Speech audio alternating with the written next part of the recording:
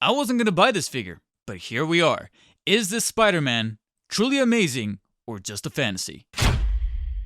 Everyone, just letting you know that all figures found in this review could be found over at bigbadtoystore.com. Links could be found in the description below, and if you guys use them, they help out the channel quite a bit. Here he is, the one that started it all. What would Marvel Legends be celebrating the 60th anniversary of Spider-Man without at least creating a repaint, as they do, for at the very first appearance of the wall crawler himself in Amazing Fantasy, all the way back to 1962.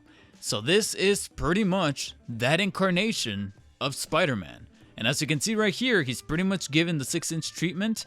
And I'm not going to beat around the bush. Taking him out of the box, which is in that patented style that I will admit, coming around all these weeks later, I'm starting to see some slight arguments that were made for these packages where I was trying to see the positivity in the way that they feel very collective and the design aesthetic, as well as the artwork on the side that commemorates the issue or the iteration of that Spidey and where they're coming from, etc. I'll admit that one of the biggest fears is getting a warped figure, because I've been seeing a lot of posts and things like that on Reddit and Twitter.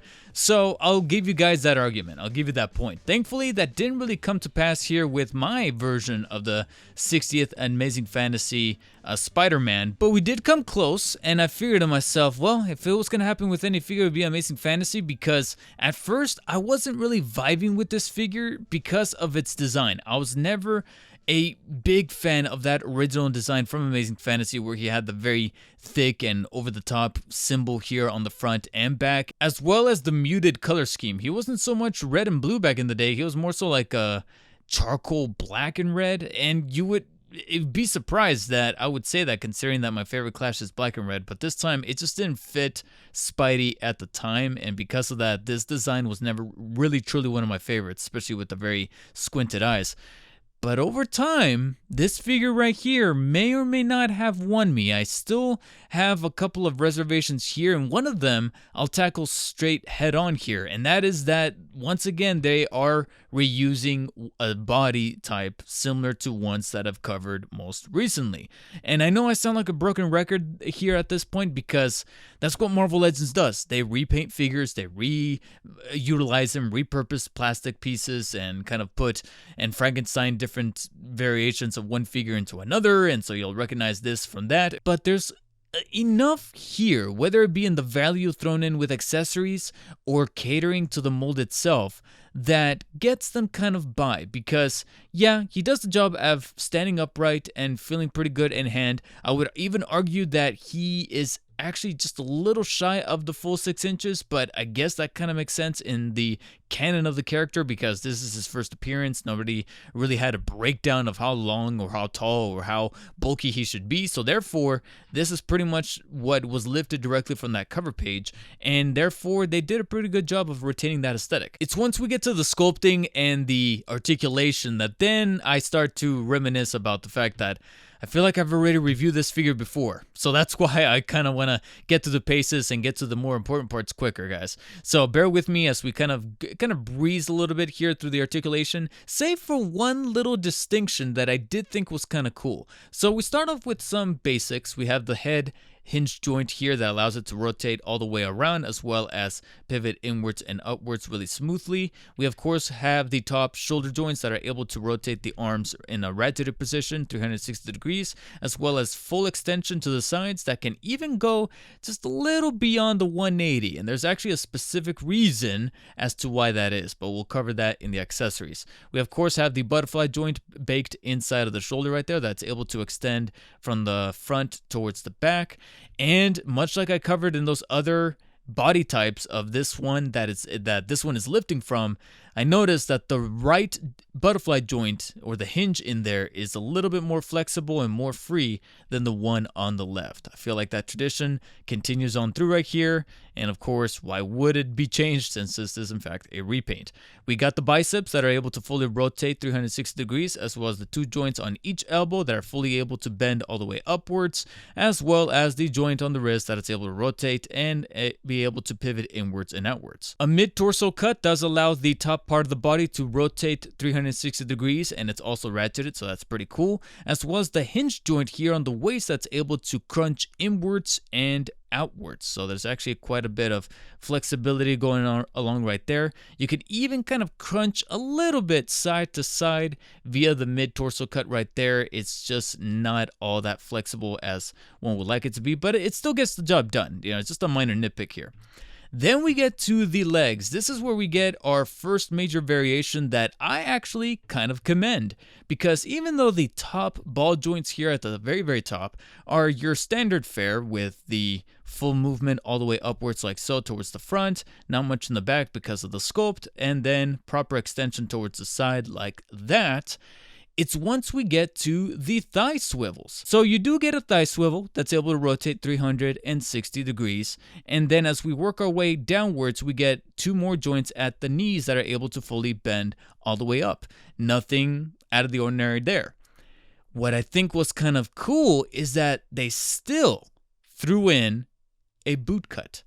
You can actually rotate both legs at the boot along with the thigh cut.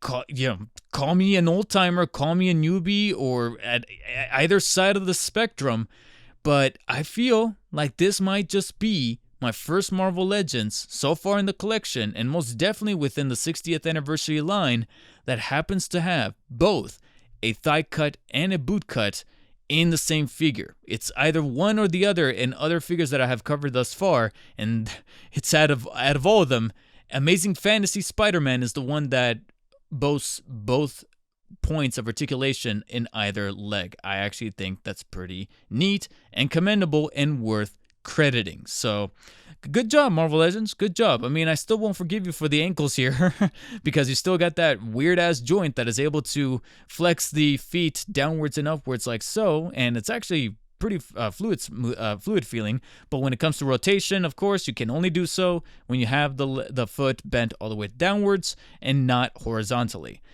But I guess that's more than made up for by, like I said, rotation amongst the boot, but also the thigh. That is really, really awesome. All right, Marvel Legends, I'll give you the point for that one. And that's the thing, is that Marvel Legends has been under some scrutiny for a little while now, especially when it comes to pricing their figures. And Amazing Fantasy here is actually not all that different. There's a little weird thing going, there's a little weird kink inside of the head joint. I will admit to that it kind of snaps in place. It doesn't really stay in one little direction in the middle portion here. It's either all the way down or all the way up. I kind of wish that there was little ways to kind of fix that a little bit so there's a bit of a snap. You could argue that it's ratcheted, but at the same time, I wish that this was just a little bit more fluid. Anyways, that's besides the point. The pricing of these things are still a little bit on the hiked up side, especially with Amazing Fantasy here, which goes for a whopping like $26.50 on average. So you would probably wonder, is there any kind of added merit or value to commemorate this special edition of the Amazing Fantasy Spider-Man? Well, yes. And no, because there's a bit of a mixed bag going alongside the accessories. You get the usual stuff. Of course, he comes bundled in with the fisted hands, so naturally he's gonna come with open hands to simulate wall crawling, or if you simply just want him to have an open-handed expression. 2 web shooting hands, so that way he is able to strike a pose as if he's shooting out a web, per Spidey, as he always does. And then 2 holding hands. And the reason for why he's got these holding hands is because he comes with a web accessory. It's just a bummer that that web accessory is the exact same one that I've already covered like 3, 4, maybe 5 goddamn times. Oh my god, if I see this web accessory just one more time in another Marvel Legends, I might just flip a little bit. I might just lose it, guys. I'm sorry. I noticed that the I don't know if I should commend this or if I should just ignore it because of the fact that they threw in just another one of these that they probably have spares all over the factory. But I will give them just a half a point for the fact that if you look a little closely, the paint used inside of the translucent plastic is just a little bit more opaque to match that of his much more muted color scheme. So I guess you can kind of argue some level of detail being paid attention to here in this web strand that has been recycled, for lack of a better term, multiple times amongst the Marvel Legends line. Well, Thankfully, that's not the only web accessory that he technically comes with, because this is, after all, the classic Amazing Fantasy Spider-Man. And Amazing Fantasy Spider-Man came with a little distinction, a little trait that as the years went on, Marvel kind of got away from, because much like myself, a lot of people didn't really gravitate towards this design aesthetic of Spidey. And those are the web wings that he has under his arms. So if you guys remember some of the earlier comics of Spidey, he had those little kind of flying squirrel web flaps underneath his armpits. That way it would help him either swing or even kind of glide in the air. And then over time they just kind of got rid of that, and they were like, let's just have him swing from building to building instead of having him fly or glide in the traditional superhero sense, and make him a bit more quote unquote grounded. Of course, over the course of time they started to reintroduce that function into different iterations of Spider-Man. In the most recent one, in Far From Home, he had it baked into his costume via the Tony Stark technology. But this time, Marvel Legends decided to reincorporate that back in accessory form, and it is a commendable job. I just don't see myself, again, playing around with this too much. The pieces individually are well etched in and sculpted, and I do like I said, it kind of plays along with the same color scheme they kind of threw into the recycled web accessory, so it kind of confirms my theory that they went ahead and added that extra little touch up of bringing the much more opaque grayish kind of color scheme to anything that has to do with web with this particular version of Spidey. And I do like the attention to detail of not throwing in just one pair of the wing accessories, but a much more relaxed pair for whenever you want to have him kind of with the arms closed down next to his sides. And if you want to accessorize him with those web wings, he has slots actually etched into his biceps from underneath the arm. So I think it's kind of neat that this is one of the few Marvel Legends that have kind of like a, so to speak, gimmick or function thrown in there, and it's cool to see Marvel Legends kind of take that chance. Fitting in the pieces into the figure itself is a little finicky. I noticed that the pegs and the slots are sculpted in a way that is very specific to either piece, so you kind of have to play around with either one, because it sometimes looks like it was gonna fit in one, but then it ended up having to fit into the other, so kind of have to play around with a little bit, and my arm just came off right here. It can be a little bit of a chore, but it actually doesn't look all that half bad when you finally get these wing accessories fitted in. Personally, I would say that my favorite one is the more relaxed one, because it just makes them look a bit more empowered, as opposed to the other one, because then by default you kind of have to put them in a super heroic flying position, and by that distinction you kind of need yourself a little bit of a base or some kind of flight simulating base so that it looks a little better on him. Otherwise though, these are more so if you are a fan of those pieces. Otherwise, you're better off leaving them off. For me, like I said, for posterity, I'll go ahead and put on the more relaxed webs, and they do look rather cool. It does also generate a question, and you could attribute this to money, to budgeting, to whatever the hell's going on over there at Hasbro Marvel Legends, and why it is that they need a crowdfunding campaign for a figure set. I'm not going to get into that right now, but still, it's a big question mark in my mind as a collector. But why could they not have thrown in at least one pair of these wings that is actually made out of cloth, so that then it can extend, as opposed to having to throw in two pairs of actually static plastic pieces to then have to accessorize them with the wings? You know what I'm saying? Like, it would have been a bit more premium and worth the money if the wing pieces themselves were made out of cloth and can actually flex from one position to the next. As he moved his arms, they would flex in a fully deployed stance, or be able to flush all the way to the body and kind of be compacted into the costume itself. It would have added some value and some premium quality to the figure, while at the same time paying homage to that original look of Spidey that many people may not have been a fan of, but then kind of playing around with the figure and playing around with that gimmick would have served naysayers and people who were opposed to that distinction, like myself, to then make this one of my favorite figures out of the entire line. Nevertheless, this wasn't also not a huge disappointment overall. It actually kind of exceeded my expectations as far as articulation is concerned, and the actual feel of the figure itself is not bad for a repaint nonetheless.